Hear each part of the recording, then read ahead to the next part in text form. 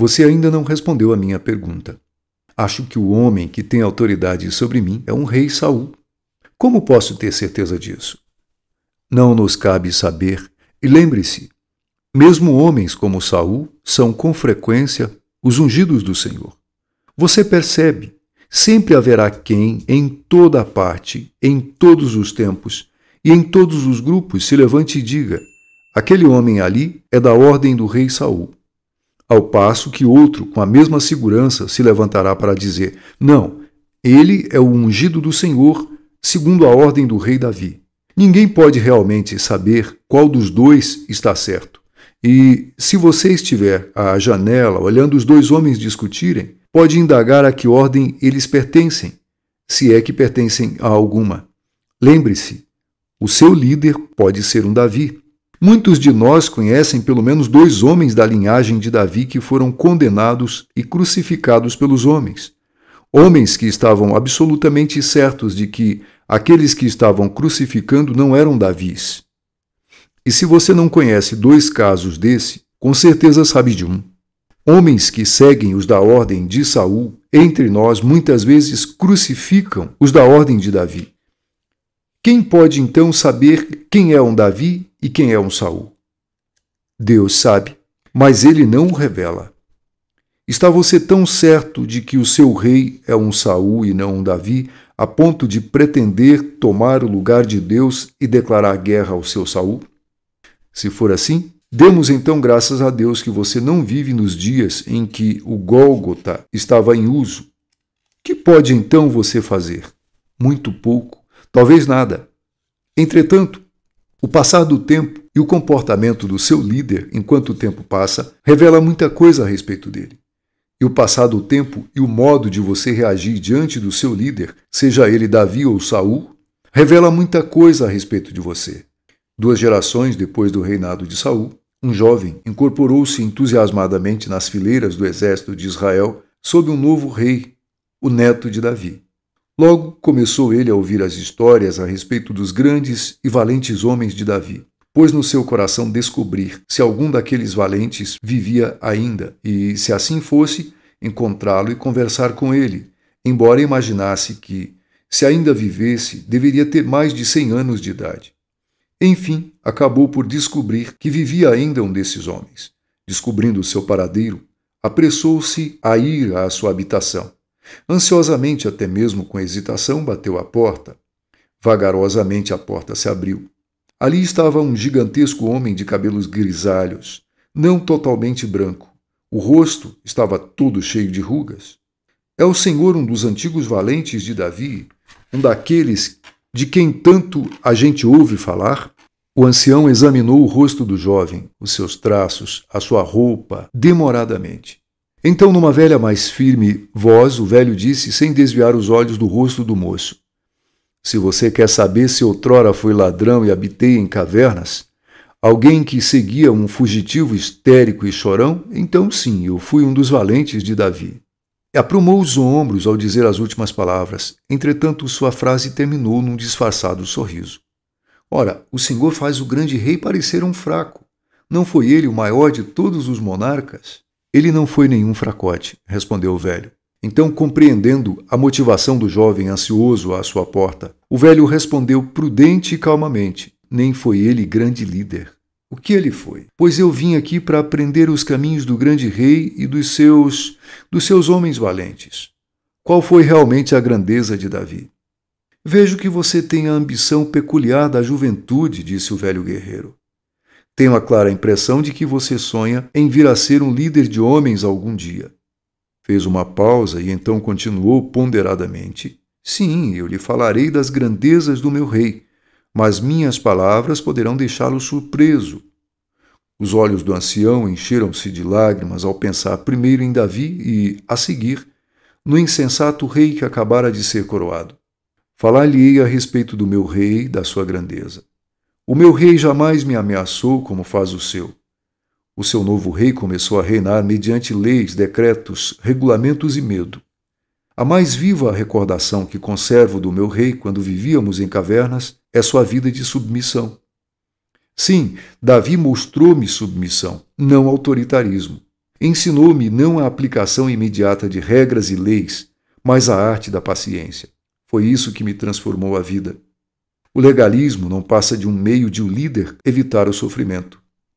As leis foram inventadas por velhos de modo que pudessem ir cedo para a cama. Os homens que alardeiam a autoridade demonstram não a possuir, e os reis que fazem discursos sobre submissão apenas revelam um duplo temor em seus corações. Eles não têm certeza de ser realmente verdadeiros líderes enviados por Deus e vivem em pavor mortal de uma revolução. O meu rei não falava de submissão a ele, não temia rebeliões porque não se importava se fosse destronado. Davi ensinou-me a perder, não a vencer, a dar, não a tomar. Revelou-me que o incomodado é o líder e não o seguidor. Em vez de expor-nos ao sofrimento, ele nos protegia dele. Ele me ensinou que a autoridade cede à revolta, especialmente quando a revolta não é mais perigosa do que a imaturidade ou talvez a burrice. O ancião estava, obviamente, se lembrando de alguns episódios muito tensos e talvez cômicos nas cavernas. Não, disse ele. Agora, num tom que atingia a eloquência, a autoridade que procede de Deus não teme desafios, não se defende nem se importa se tiver de perder o trono. Era assim a grandeza do verdadeiro rei. O ancião começou a afastar-se. Tanto sua ira como seu porte de rei eram evidentes ao voltar-se. Então ele encarou o jovem uma vez mais e trovejou uma derradeira salva. Quanto à autoridade de Davi, os que não a têm discursam o tempo todo sobre ela. Submetei-vos, subordinai-vos. É o que se ouve. Davi tinha autoridade, mas não creio que esse fato jamais lhe houvesse ocorrido. Éramos 600 vagabundos com um chefe que chorava muito. É só isso que éramos. Essas foram as últimas palavras que o jovem soldado ouviu do velho guerreiro. Retomando o caminho, ele se perguntava se poderia ainda recobrar a felicidade de servir sobre Reoboão. Agora, tendo chegado ao final do nosso estudo de Saul e Davi, você acha que lhe aproveitou alguma coisa? Você agora está certo de que o homem que tem autoridade sobre você não é verdadeiramente de Deus? Ou, se o for, é, no melhor das hipóteses, apenas um Saul? Quão seguros nós, os mortais, podemos ser de coisas que nem os anjos sabem? Permita-me perguntar-lhe, então, o que é que você planeja fazer com o conhecimento que acaba de adquirir ouvindo esses áudios? Sim, eu estou a par de que você mesmo não é nem um Saul nem um Davi, mas apenas um camponês do reino. Você planeja então contar o que acaba de descobrir a alguns amigos? Entendo. Então, talvez eu deva preveni-lo de que esse novo e extraordinário conhecimento que você acaba de adquirir traz consigo um perigo intrínseco.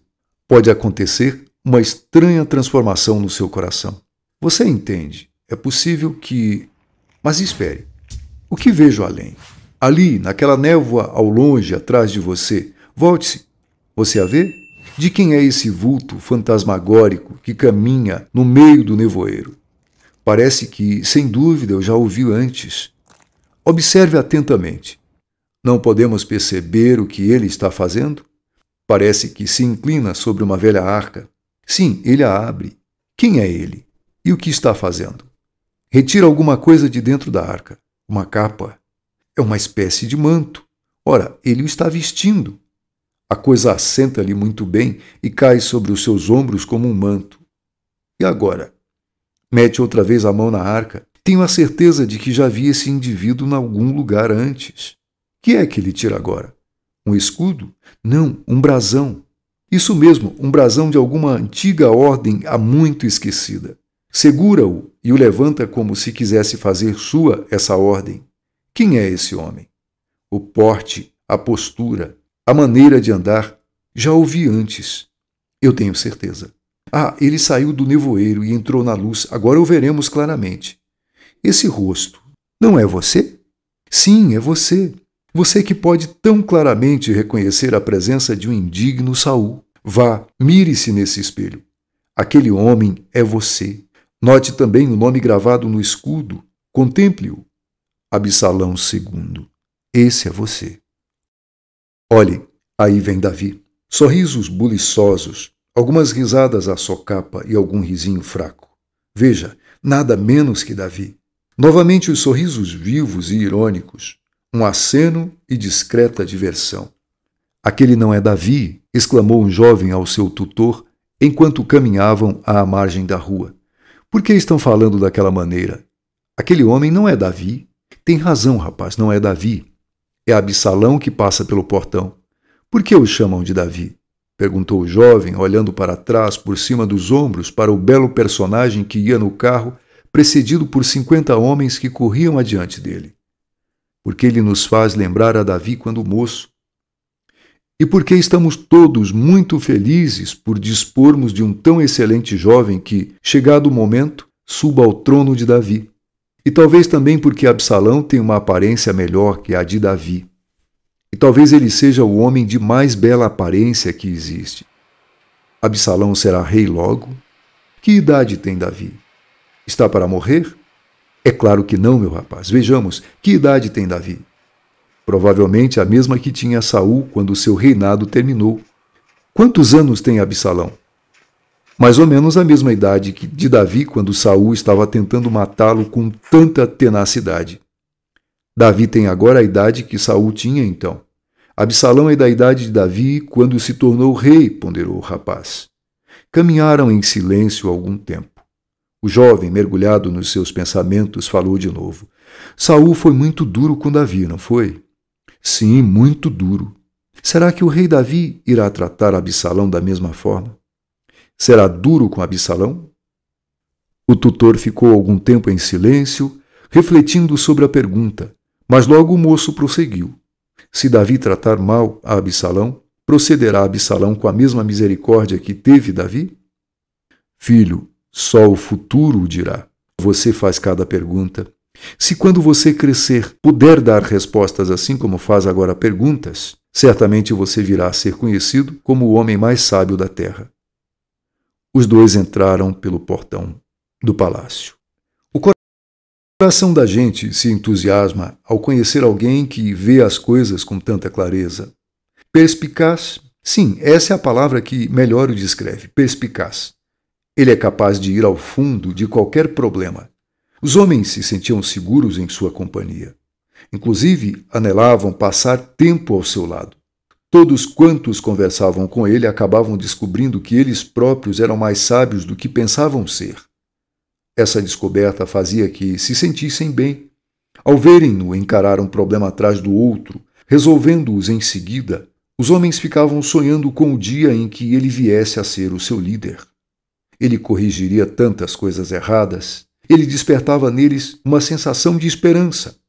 Mas esse homem imponente e perspicaz jamais precipitaria os acontecimentos para apressar o dia de chegar ao poder.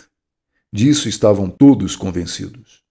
Ele era bastante humilde e tinha muito respeito por quem governava o país. Os que o cercavam, entretanto, começaram a sentir-se um tanto frustrados por terem ainda de esperar pelos melhores dias, quando, afinal, ele viesse a reinar. Quanto mais se reuniam para tratar da questão, mais percebiam que as coisas iam muito mal no reino. Iam realmente tão mal como jamais tinham pensado. E problemas com os quais jamais haviam sonhado, vinham à luz. Sim, de fato estavam crescendo em sabedoria e perspicácia. À medida que os dias passavam, mais aumentava o número dos que vinham ouvir. A notícia se espalhava calmamente. Eis alguém que conhece os problemas e tem as respostas. Apareceram os desanimados, ficavam ouvindo, faziam perguntas, recebiam respostas excelentes e começavam a ter esperança. Cabeças se inclinavam em sinal de aprovação. Surgiam sonhos. Com o passar do tempo, aumentavam as reuniões. As ideias transformavam-se em histórias de injustiça que outros poderiam considerar insignificantes, mas não este ouvinte. Ele era compassivo. À medida que aqueles que o rodeavam falavam, pareciam aumentar em número e gravidade as injustiças descobertas. Com cada nova história, os homens se comoviam mais na presença da injustiça, que agora parecia estar desenfreada. Mas também era demais esperar que alguém conseguisse ficar indefinidamente calado. Esse desfile infindável de injustiça era capaz de provocar qualquer pessoa, por mais respeitável que fosse. Até mesmo um indivíduo de coração mais puro seria levado a irar-se. E este homem certamente tinha o coração mais puro de todos. Um homem tão compassivo como este não poderia permanecer indiferente a esses sofrimentos e nem calar-se para sempre. Tão nobre caráter tinha de protestar algum dia. Finalmente, os seus seguidores, que ele dizia não possuir, ficaram quase lívidos de raiva. A compreensão que tinham das injustiças que se praticavam no reino não só aumentou, mas também chegou ao extremo. Decidiram fazer alguma coisa a respeito daquelas infindáveis iniquidades. Por fim, ao que parecia, o imponente jovem dava a impressão de estar de acordo. No princípio, apenas uma palavra, depois uma oração. Os corações dos homens palpitavam de emoção. Reinavam a alegria e o entusiasmo. A nobreza despertava para a ação. Mas não, ele acautelou-os a não compreenderem mal. Ele estava pesaroso, sim, mas não podia falar contra os que tinham autoridade. Não, absolutamente não. Não importava quão grandes fossem suas queixas, nem quão justificáveis. Ele não falaria contra o rei. Contudo, ele ficava cada vez mais agoniado. Era óbvio que alguns relatos o levavam à agonia, até que, por fim, a sua justificada ira explodiu em ponderados e controlados termos de força. Estas coisas não devem acontecer.